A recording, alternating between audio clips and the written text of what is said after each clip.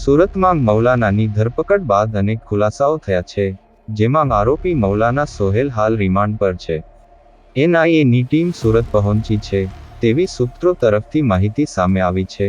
મૌલાના કેસમાં ગુજરાત એટીએસ પણ જોડાઈ છે, જેથી અગાઉના દિવસોમાં મૌલાનાના રિમાન્ડ દરમિયાન અનેક ખુલાસાઓ સામે આવી શકે છે.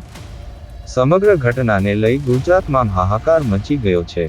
સૂત્રો તરફથી માહિતી મળી છે કે મૌલાનાના રડારમાં ઘણા લોકો હતા. આવનારા દિવસોમાં ઘણા શંકમંદોની પોલીસ અટકાયત કરી શકે છે. મૌલાનાએ પાકિસ્તાન અને નેપાળના આકાઓની મદદથી હિન્દુવાદી નેતાને આપી હતી ધમકી. હાલ હિન્દુ નેતા ઉપદેશ રાણાને મળી છે સરકારી સિક્યુરિટી. ઉપદેશ રાણાનો ફોટો મૂકી કહ્યું, ઇસકો ઉડાના હૈ. આલિમે પૂછ્યું, કિતના પૈસા? શહેનાજે પૂછ્યું, ગુસ્તાખે રસૂલ જિંદા હૈ. મૌલાનાએ કહ્યું, મુझे ગન ચાહિએ.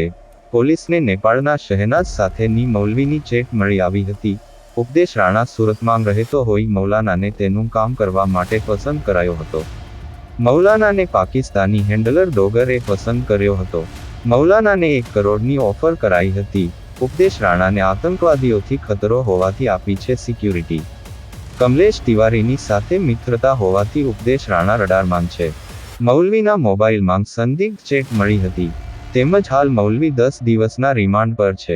શહેરમાં આતંકી સંગઠન સાથે સાંઠગાંઠ રાખી હિન્દુ નેતાને જાનથી મારી નાખવાનો કારસો રચવાના મામલે મૌલવી મોહમ્મદ સોહેલ અબુબકર ટેમોલના ઘરે ક્રાઇમ બ્રાન્ચનું સર્ચ પૂર્ણ થયું છે.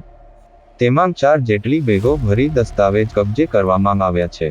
કઠોર ગામના સ્વાગત રેસિડન્સીના 203 નંબરના ઘરમાં સર્ચ હાથ ધરવામાં આવ્યું હતું. પાકિસ્તાન અને નેપાળના સંગઠન સાથે સતત સંપર્કમાં હોવાની ચેટ મળી આવી હતી.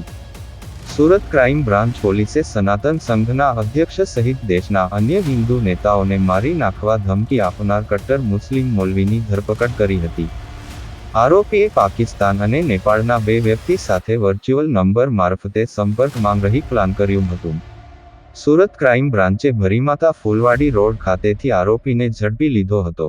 મૌલવી છેલ્લા 1.5 વર્ષથી પાકિસ્તાન અને નેપાળના 2 વ્યક્તિ ઉપરાંત અન્ય લોકો સાથે સંપર્કમાં રહી ભારતના રાષ્ટ્રધ્વજ, હિન્દુ ધર્મ અને દેવીદેવતાઓ અંગે અભદ્ર ટિપ્પણી કરી કટ્ટરવાદી વિચારધારાને ફેલાવતો હતો. કેમેરામેન સાબિર અલી સૈયદ સાથે કાદિર શેખ, કર્તવ્ય ગુજરાત ન્યૂઝ સુરત.